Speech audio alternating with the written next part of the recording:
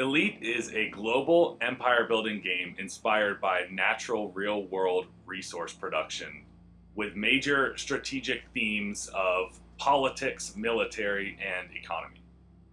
My board game journey kind of maps across three games. When I was younger, it was Risk, classic global domination, and then a few years before Scythe, was Settlers of Catan. So that was kind of the progression of my three all-time favorite games. Risk was definitely what inspired the global map, and Settlers of Catan is what got me thinking about resource production. And honestly, Settlers of Catan was what brought me first into strategy world, just more to do than rolling dice, essentially. And so, of course, there is dice rolling, but the resources and things of that nature. And then a few years after that, Scythe really taught me a lot, introduced a lot of cool mechanics, that there's more to do on a board game than just build wooden pieces onto the board. And so those three all definitely influenced my development of Elite. Well, the plunge to design a game started with gaming regularly, strategy games with a group of buddies. And I would say that one of them pretty regularly talked about designing a game, and that's probably what planted the seed in my head. He didn't end up being involved in my designing of my game, but it was definitely something that put it in my brain, or I hadn't have thought of it before. And then as I played more games, I started thinking about different mechanics and what could go into it. And over time, I started thinking about the favorite games that we mentioned earlier and different components and mechanics that I liked in games. Later, as we keep playing, I realized I'm playing dozens of games, people, just friends introducing them to me, and I realized that there hasn't really been a global game inspired by the real world map like Risk in a while. There was Risk, and then Axis and Allies, which was a little bit before my time. I didn't get into that one too much, but I was aware of it. And then Pandemic was the most recent game that went very popular worldwide and that was inspired by the whole world. But of course, that's a co-op game. So I was thinking, there hasn't really been a competitive world game since Axis and Allies. So that got me thinking more. And then there was one vivid memory that I remember that almost certainly inspired me to actually start putting ideas onto paper. And it was actually, I was in the shower one day and I just thought, it came to me, I remember this. What if the resource production of the world was inspired by real world geography as it goes to our actual resource production, natural resource production on the earth? And so I searched online, just kind of natural exports of things, and I searched, countries or geographical areas or continents, and I just started writing up the map. The things I found on the internet were pretty easy to apply to a map. This area of the world had a lot of fuel exports, this area had a lot of metals or transportation exports, whereas this area over here had a lot of agriculture or textiles, that sort of thing.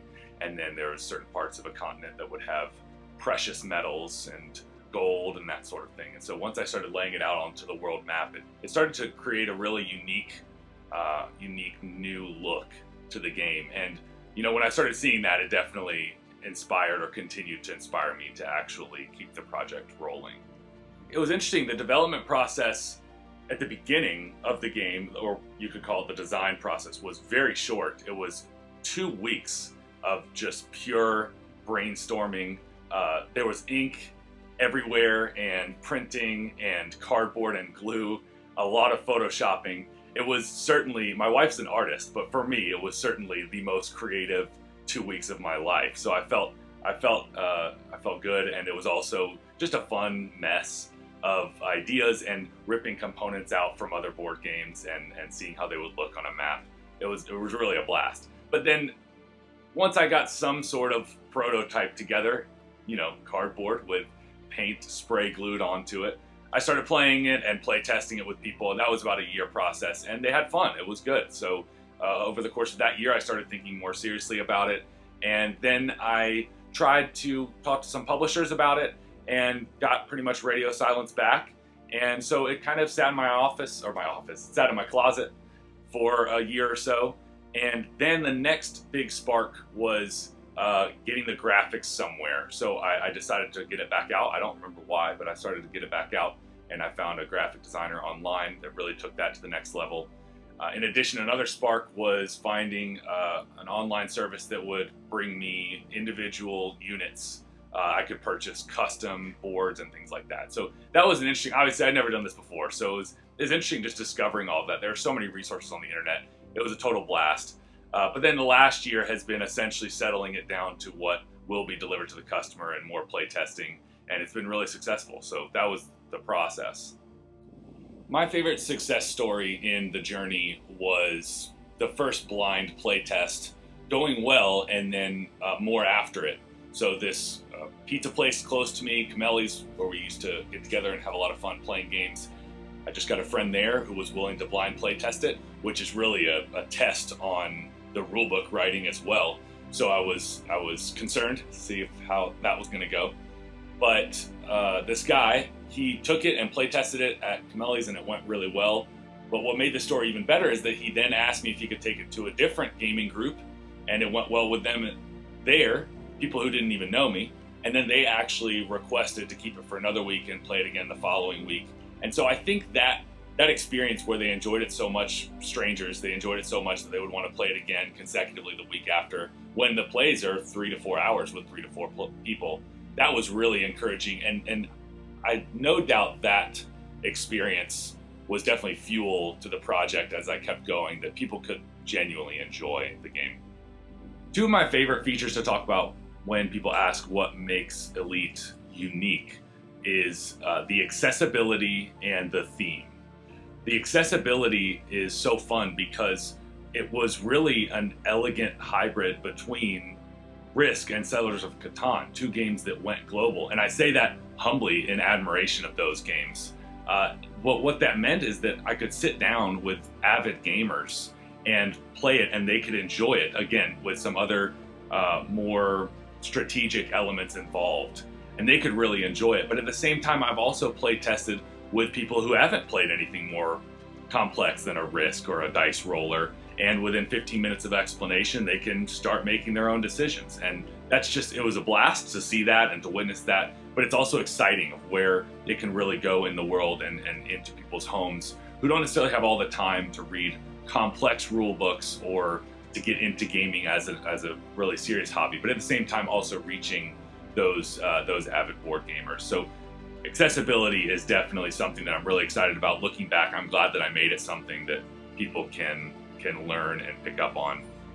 The theme of the game, as I've already mentioned, is based on the real world, and the way that plays out was so cool because people would play Elite and then they would have ideas about the game. And I do that as well when I play games. I have ideas about how to tweak it. But this was different. They were rolling in so many ideas to me as if it was just clear and natural that those things should be in the game because it was such a graspable game. They would think, oh, you don't have shipping, you need some sort of shipping. Oh, you don't have government forms, you need some sort of government forms. And that was just exciting because not only were they invested in the game, but I was also getting some ideas for other phases of expansions. But it also meant that they were really there. They were thinking about it, and it was so natural that they didn't have to tell me about some detail to tweak. It was actually passionate. They would send me these long text messages about their ideas, and that was really fun because that meant that it wasn't just some removed board game. It's been a while since I think games have been like that, to where people feel like they're not just escaping to some fantasy world, which is fun also, but there's advantages to both. It's been such a blast developing one game. I would be surprised if I did not want to develop more. I know for a fact that the Elite world has a phase 2 and phase 3 in my mind currently. I don't know, I can't say if I would want to develop more games after that, but I am excited about more coming to Elite. There are many ideas that people have brought to me, and it'll be really fun implementing them, possibly along with some ideas that I had to cut from the base game just to make it more cohesive and accessible. But yes, there's more coming for me. I don't think I'll turn it into a career, but as an avid hobby and an enjoyable way to get games to people, absolutely, I'll be doing more.